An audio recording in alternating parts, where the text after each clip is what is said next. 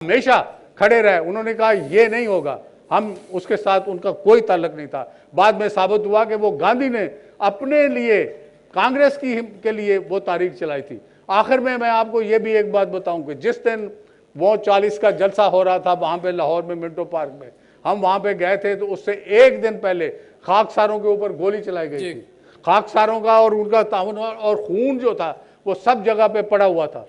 तो कायदे आज़म जब आए, हालांकि खाकसारों ने हमेशा पाकिस्तान उसकी कायदे आज़म की मुखालफत की थी, तो सबसे पहले वो उन अस्पतालों में गए जहां पे वो जख्मी मौजूद थे। तो ये बात नहीं है, ये गलत बात है कि ख्वाब था। ख्वाब नहीं था। इतना बड़ा जो सफर तय करने के बाद ये तय हुआ था कि ये हिंदुओं से हमें कोई उम्मीद नहीं है कि वो हमें चीजें जो है हमारे मुताबिक करेंगे। तो उस वक्त सारे मुसलमानों ने एक रास्ता तयन किया था। आज ख्वाब की बात करने वाले, मैं उनको बिल्कुल कहता हूं कि वो बिल्कुल ख्वाब नहीं था। और सबसे पहले एक बात और देख कि ये सारा जो चला था शुरू से, हाली के वक्त से और अल्लामा इकबाल के वक्त से, उसमें सबसे पहली चीज जो थी वो ये थी, और वो अल्लामा इकबाल के एक शेर में है कि वाए नाकामी मताए कारवां जाता रहा और कारवां के दिल से एहसासे ज़ियां जाता रहा। तो जब आपको एहसासे ज़ियां होना शुरू होगा तो फिर आप उठेंगे और आप इंशाअल्लाह इस कारवान को लीड करेंगे। ये मैं आपको बताता हूं कि इस वक्त एहसास सबसे बड़ी जरूरत है। एहसास होना चाहिए कि हमने क्या लूज किया है, क्या लूज किया है।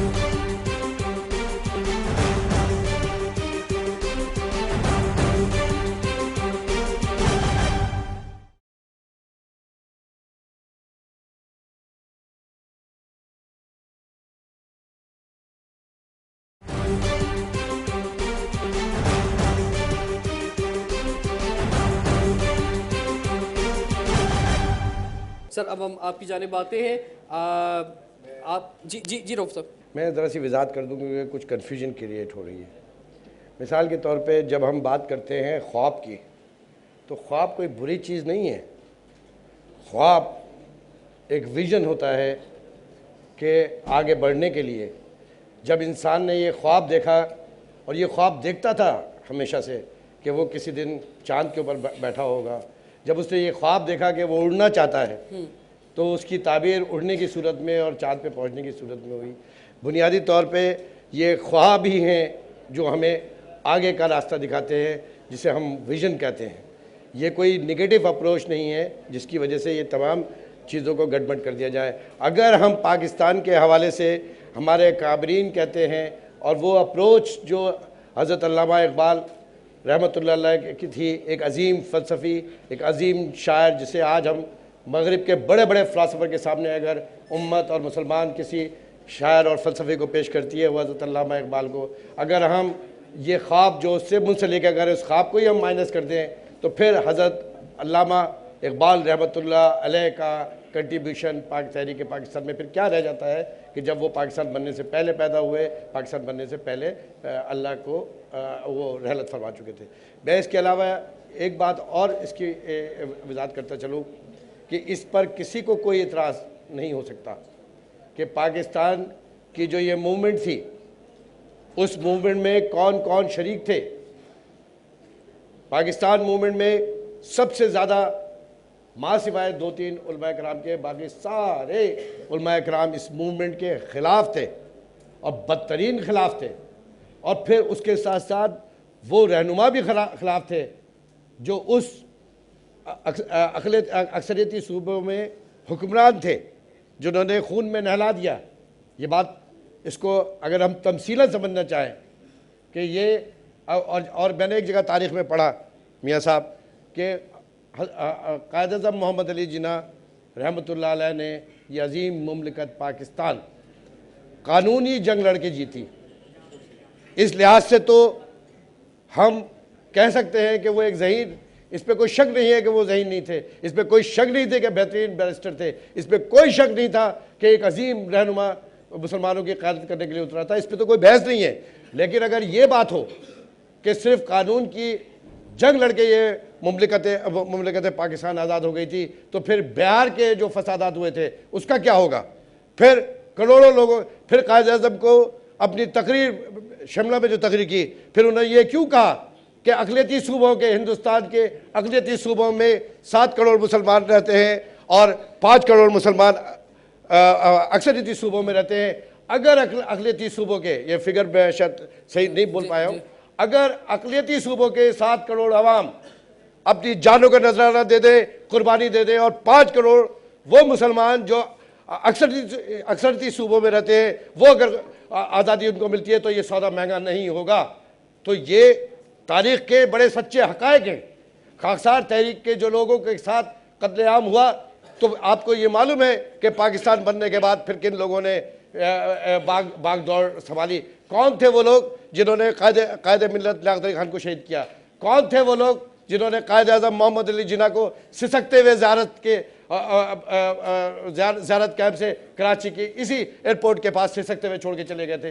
कौन थे वो तमाम लोग? वो तमाम लोग जो पाकिस्तान मूवमेंट में जिनका जिक्र नहीं था, वो पाकिस्तान के इक़्तिदार के ऊपर काबिज़ हुए। मैं थोड़ी और वज़ाहत करता चलूँ ताकि ये बात बिल्कुल क्लियर हो जाए। आपका सवाल भी अगर जब आए मेरे पास तो मैं समझूँ। देखिए, पाकिस्तान बना, ये बड़े बड़े जागीरदार जिन्हें अंग्रेज़ों से अपने मुसलमानों की गद्दारी के तुफैल में इन्हें हज़ारों एकड़ ज़मीन दी गई। ये बड़े बड़े जागीरदार फिर उन्होंने क्या हासिल किया, मैं शॉर्ट मुख्तसर करके बात करता हूँ। ये इस मुमलिकत पे काबिज़ हुए, फिर इन्होंने तकसीम दर तकसीम का अमल शुरू किया। फिर इस जागीर की इस दौलत से उन्होंने सनतें लगानी शुरू करी और फिर सनत की ताकत आपस में ले ली। फिर उसके बाद निज़ाम तालीम को तहस नहस किया। 2% बराते आफ्ता तबके के लिए अंग्रेज़ी तालीम को उन्होंने इम्पोज किया ताकि अब 98% जो है इसके करीब ना जा सके, और इसका रिफ्लेक्शन आज भी हमारे सामने नज़र आता है। फिर जब इंडस्ट्री की ताकत आ गई तो उन्होंने फिर पार्लियामेंट में घुस के सियासी ताकत भी हासिल कर ली। और फिर जैसा हज़रत ने फरमाया कि जो पीर वगैरह थे, ये तमाम हिंदुस्तान के जितने भी गद्दी नशीन हुआ करते थे, ये अंग्रेज़ों के 1857 के बाद से लेकर 1947 तक इनके कासालेस थे अंग्रेज़ों के। ये मुखबिर थे उन लोगों के और जासूसियाँ किया करते थे। और ये पाकिस्तान, फिर ये जब ये ताकतें किसी के पास पीरी मुरीदी की आ गई, तो 5 ताकतें जब एक जगह जमा हुई इस हुक्मरान तबके के अंदर, तो नतीजा क्या निकला कि वो शख्स तो फिरौन होगा, वो खानदान तो फिरौन होगा जो 5 ताकतें लेके इस वक्त बैठा हुआ है। जिस निज़ाम की हम सब बातें कर रहे हैं, ये निज़ाम अशराफिया का निज़ाम है। इसके अंदर अब होता क्या है, अगर सियासी हुकूमत आए तो मामे मौजूद है, माशाल्लाह लगे तो चाचे मौजूद हैं, उधर से फुप्पियाँ आ जाती है, उधर से नानियाँ आ जाती है, चलते फिरते और पहले तक तो, आज से 15 साल तक तो एक शर्म हया थी कि अपने आप को पेश नहीं करते थे। अब तो ये हया भी खत्म हो गई। आप खुद खड़े होकर कहते हैं कि आप सब मिलो और मुझे वज़ीर आज़म बनाओ। हाँ? आप सब मेरे लिए जद्दोजहद करो, मुझे वज़ीर आज़म बनाओ। ठीक है, ठीक है। आप ये देखिए कि इस निज़ाम के खात्मे के लिए ये जो निज़ाम, ये निज़ाम नहीं है, ये शौवनिस्ट ग्रुप है। देखिए, ये खुदादार पाकिस्तान है, अल्लाह की बहुत बड़ी नेमत है। अल्लाह ने आपको नेमत दी, तो इस नेमत के साथ जब कुफरान नेमत हुआ तो पाकिस्तान का आधे से ज़्यादा 54% मशरिकी पाकिस्तान बांग्लादेश बन गया। आखिर 71 में ये पाकिस्तान टूटा नहीं टूटा। आप इसको किस खुशनुमा गुफ्तगू के पैराए में पेश करेंगे, खुशनुमा नारों में पेश करेंगे? मैं आपको बताऊं कि आज जो सूरत हाल है, आज सूरत हाल फिर उसी जगह पे आके खड़ी हो गई है जो उससे ज़्यादा बदतर है।